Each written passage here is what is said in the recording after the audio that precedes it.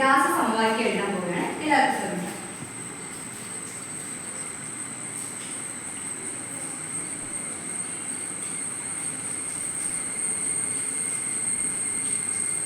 എല്ലാവരും ചേർന്ന് വായിച്ചേ. H2 plus Cl2 gives 2HCl. ഇവിടെ നമ്മുടെ ഈ സിമ്പലിന് മുന്നേ ആയിട്ട് എഴുതിയിരിക്കുന്നത് നമ്മൾ എന്ത് പേരാണ് വിളിക്കുന്നത്? അഭികാരം.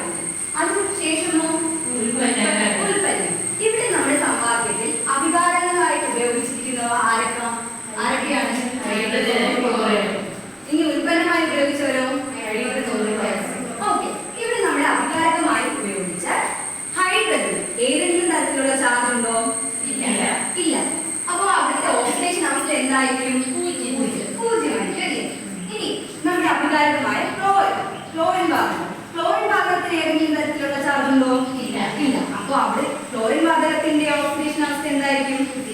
0 തന്നെയായിരിക്കും. ഇനി നമ്മൾ മുമ്പ് പഠിച്ചിട്ടുണ്ട് ഹൈഡ്രജൻ ക്ലോറൈഡില് ഹൈഡ്രജന്റെ ഓക്സിഡേഷൻ അവസ്ഥ എന്താണ്? +1. Very good. +1 ആണ് ഹൈഡ്രജന്റെ ഓക്സിഡേഷൻ അവസ്ഥ.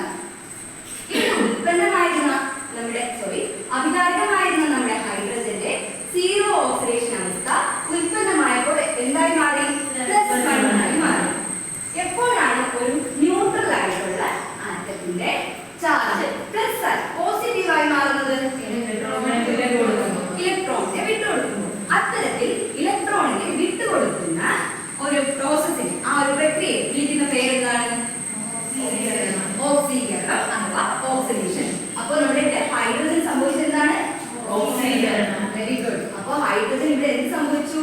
ഓക്സീകരണം സംഭവിച്ചു. നമ്മുടെ ഹൈഡ്രജൻ സംഭവിച്ചത് ഓക്സീകരണം.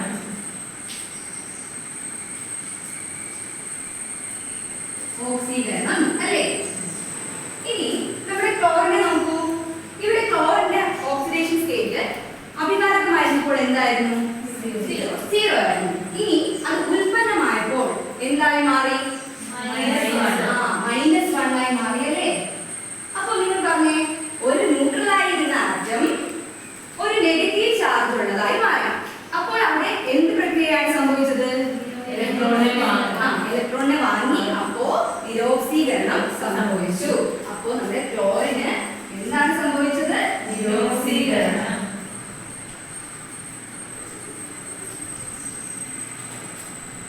നിരോക്സീകരണം അഥവാ റിഡക്ഷൻ എന്ന് പറയുന്നു. ഹൈഡ്രജന് ഓക്സീകരണം അഥവാ ഓക്സിഡേഷൻ സംഭവിക്കുകയും ക്ലോറിന് നിരോക്സീകരണം അഥവാ റിഡക്ഷൻ സംഭവിക്കുകയും ചെയ്തു. ഇല്ലേ? അപ്പോ ഈ പ്രക്രിയ നിങ്ങളൊന്ന് സൂക്ഷിച്ച് നോക്കിയിട്ട് പറഞ്ഞേ, ഇവിടെ 2 പ്രക്രിയകൾ ഒരുമിച്ച് നടന്നില്ലേ?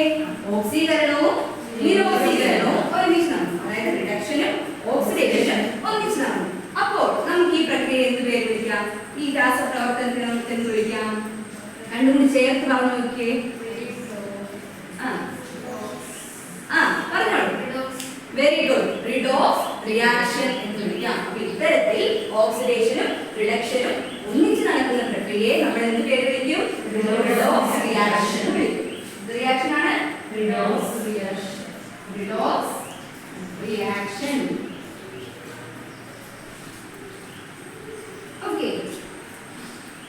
ഇനി ടീച്ചർ നിങ്ങൾക്കൊരു പ്രവർത്തനം തരാൻ പോവുകയാണ്. നിങ്ങളൊരു ഗ്രൂപ്പ്, നിങ്ങൾ മറ്റൊരു ഗ്രൂപ്പ്. ഓക്കെ, ഒന്നിച്ച് ചെയ്യണം. അപ്പൊ നിങ്ങൾ ബുക്ക് എടുത്തേ. എല്ലാവരും ബുക്ക് എടുത്തേ.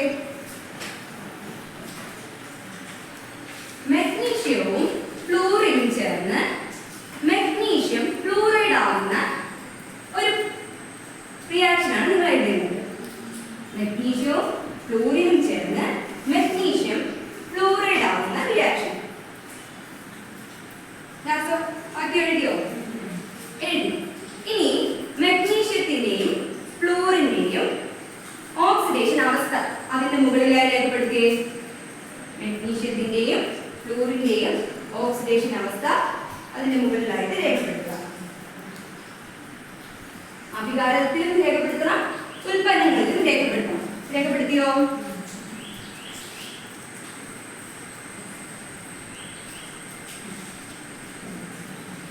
ഓക്കെ, എല്ലാവരും രേഖപ്പെടുത്തി. അപ്പൊ പറഞ്ഞേ, അവിടെ നമ്മുടെ റിയാക്ഷൻ എന്തായിരുന്നു? മെഗ്നീഷ്യവും ഫ്ലൂറിനും ചേർന്ന് എന്തായി മാറി? മെഗ്നീഷ്യം ഫ്ലൂറൈഡ് ആയി മാറി. ഇവിടെ മെഗ്നീഷ്യത്തിന്റെ ഓക്സിഡേഷൻ അവസ്ഥ എന്താണ്? 0 0. ഇനി ഫ്ലൂറിൻ പകരത്തിന്റെയോ 0. ഇനി മെഗ്നീഷ്യം ഫ്ലൂറൈഡ് ആയപ്പോൾ അതിന്റെ ഓക്സിഡേഷൻ അവസ്ഥ എന്തായി? +2 ആയി അല്ലേ? ഇനി ഫ്ലൂറിന്റെ ഓക്സിഡേഷൻ അവസ്ഥ അവിടെ എന്താണ്? -1 ആണ്. അപ്പോൾ നിങ്ങൾ പറഞ്ഞേ മെഗ്നീഷ്യത്തിന് 0 ൽ നിന്നും +2 ഒരു മാറ്റം സംഭവിച്ചു. അപ്പോൾ അവിടെ എന്ത് പ്രക്രിയയാണ് സംഭവിച്ചത്? ഓക്സീകരണം. ഇവിടെ ഫ്ലൂറിനോ 0 ൽ നിന്നും -1 മാറി. അപ്പോൾ അവിടെ എന്ത് പ്രക്രിയയാണ് സംഭവിച്ചത്? നിരോക്സീകരണം. അപ്പോൾ രണ്ട് പ്രക്രിയകൾ ഒരുമിച്ച് നടന്നില്ലേ? ഓക്സീകരണവും നിരോക്സീകരണവും. അത്തരത്തിലുള്ള പ്രക്രിയകളെ നമ്മളൊരു പേര്